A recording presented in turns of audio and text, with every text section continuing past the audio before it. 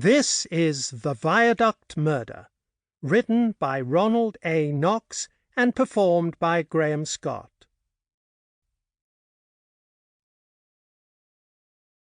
In the matter of information, above all, regard with suspicion that which seems probable.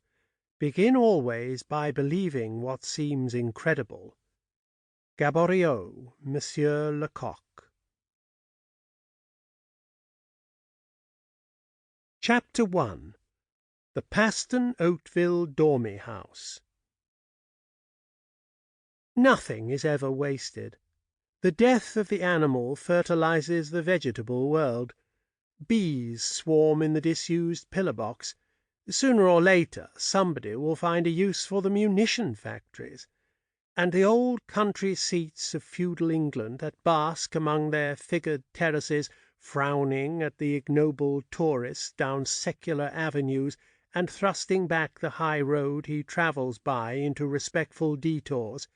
These, too, although the family have long since decided that it is too expensive to live there, and the agents smile at the idea of letting them like one humoring a child, have their place in the hero-tenanted England of today. The house itself may be condemned to the scrap-heap, but you can always make a golf course out of the park. Acres that for centuries have scorned the weight of the plough have their stubborn glebe broken with the niblick, and overpopulated greens recall the softness and the trimness of earlier lawns. Ghosts of an earlier day will walk there perhaps, but you can always play through them. Paston Oatvile, distrust the author whose second paragraph does not come to ground in the particular, seemed to have been specially adapted by an inscrutable providence for such a niche in the scheme of things.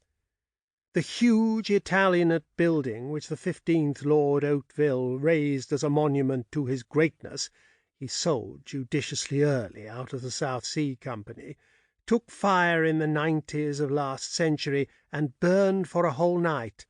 The help given by the local fire brigade was energetic rather than considerate, and Achilleus completed the havoc which Vulcan had begun. It stands even now, an indecent skeleton, papered rooms and carved mantelpieces confronting you shamefacedly, like the inside of a doll's house whose curtain wall has swung back on the hinge. What secrets that ballroom, those powder closets, must have witnessed in the days of an earlier gallantry, when the stuccoed facade still performed its discreet office. Poor rooms, they will never know any more secrets now. The garden, too, became involved in the contagion of decay. Weeds have overgrown its paved walks, and neglected balustrades have crumbled. A few of the hardier flowers still spring there, but half smothered in rank grass, shabby genteel survivors of an ancien regime. For the family never attempted to rebuild. They prudently retired to the old manor at the other end of the park, a little brick and timber paradise which had served the family for a century and a half as dower house. In time, even this reduced splendor was judged too expensive, and the family sold. No need, then, to mourn for Paston Oatville. The sanctities of its manorial soil will be as interminable as golf.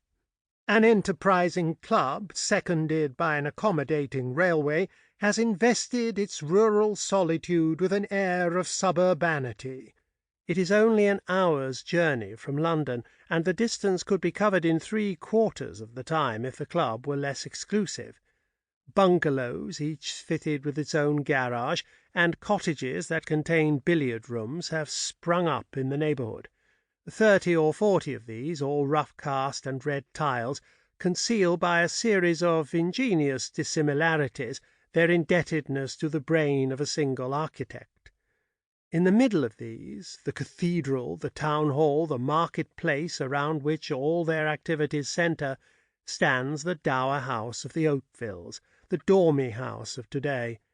The committee have built on to it largely in what is understood to be the same style, and indeed the new part is undeniably brick and timber.